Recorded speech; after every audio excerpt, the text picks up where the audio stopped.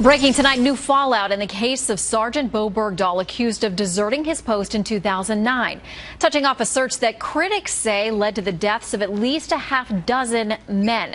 We got reports this weekend Bergdahl will face court-martial on serious charges of desertion and more, but he may avoid any jail time and a lesser court-martial. Well, to weigh in tonight, presidential candidate Governor Mike Huckabee and former CIA intelligence operative and senior fellow at the London Center for Policy Research, Lieutenant Colonel Tony Shaffer. We begin with Colonel Shaffer. All right, you have been one step ahead on this case the entire time. Are you surprised at all by the recommendation? What do you think comes next?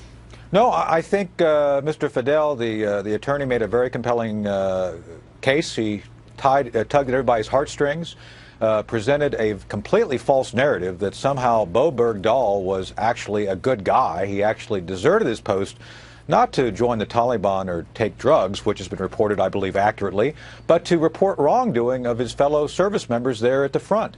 Look, let me be clear on this. There was an investigation after Bergdahl left. There was no evidence of any wrongdoing. So I believe, Shannon, that one of the things we should be looking at is the fact that the whole defense is a lie. Therefore, I think that should be a mitigating circumstance against him to make it even worse. But unfortunately, right now, the recommendation is for what we call a special courts-martial, which is lesser. Which is lesser. A general court-martial would be the highest. That would that could result in life sentences, other very harsh punishment. With a special court-martial, the max he could probably get is up to a year in jail, which, in my judgment, is way too low for what the crime clearly was.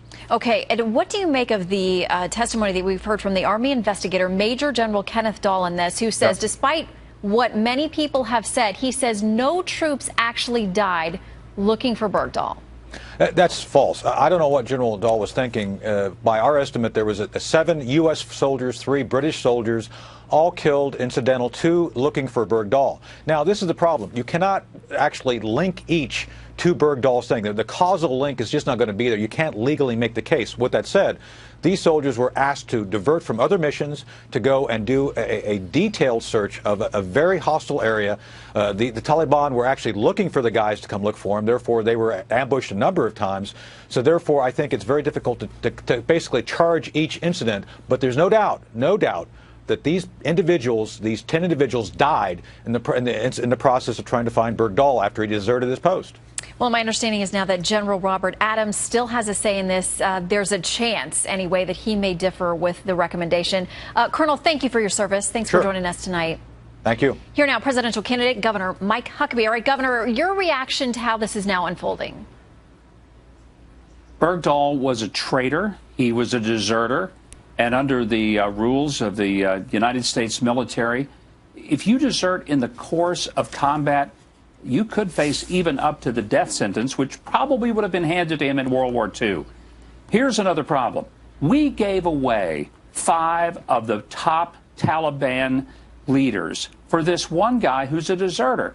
And by the way, the President of the United States broke the law when he did that, because the law requires 30 days notice to the members of Congress.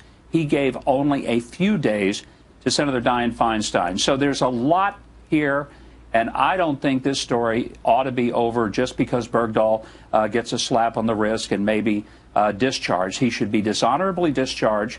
This should come to full circle, and I think some higher-ups in the military have a lot to answer for. It's apparent that they're politicizing this, and they don't want to offend the White House. That ought to be troubling to everybody.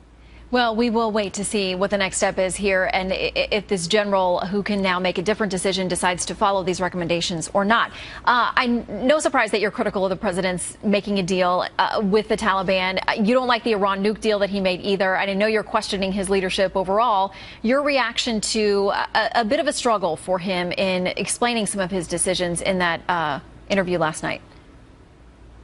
Well, it was a disastrous interview on the part of the president. He proved last night a point that I often make, that the most dangerous person in the room is the person who doesn't know what he doesn't know. And the problem with President Obama, he is completely confident of his ability. And as I used to say of someone who I will leave unnamed, he's often wrong, but never in doubt. And this is a president who is often wrong. But Shannon, he's never in doubt. He is convinced that he is the smartest guy in the room, and he doesn't know what he doesn't know. That's why we ended up with a terrible deal with Iran.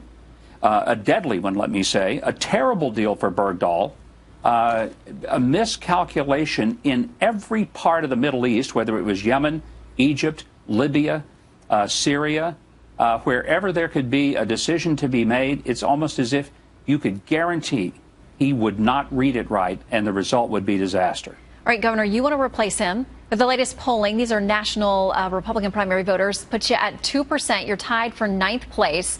How do you turn that around? And are you going to watch the Democrats debate tomorrow night? I'm going to be driving across the state of Iowa tomorrow night during the debate. I'll be listening to it. Hopefully, I'll be able to at least listen to it. All right. So your time there in Iowa, is that, where do you get traction? You've done well there, obviously, in the past. It's a different ballgame this time around. How do you turn 2% into a win? Well, I look at these polls, and sometimes I just don't buy into it. But first of all, if we want to go on national polls, then let's go ahead and celebrate the election of Rudy Giuliani in 2008 and Herman Cain in 2012, because at this point, both of them were leading in national polls. And so if anybody believes that those polls really are a accurate predictor of who's going to be president, then, boy, history has been wrong repeatedly. We work hard. We work in the early states, because you can be an unbeaten Kentucky in the regular season, but in March Madness, if you don't win the early games, you're not going to be in the Final Four. And the presidential sweepstakes is just like that. You've got to win early states. That's what we're doing. Hearts get broken in March Madness every year. All right, Governor, great to see you. Thanks for joining us tonight. Thanks, Shannon.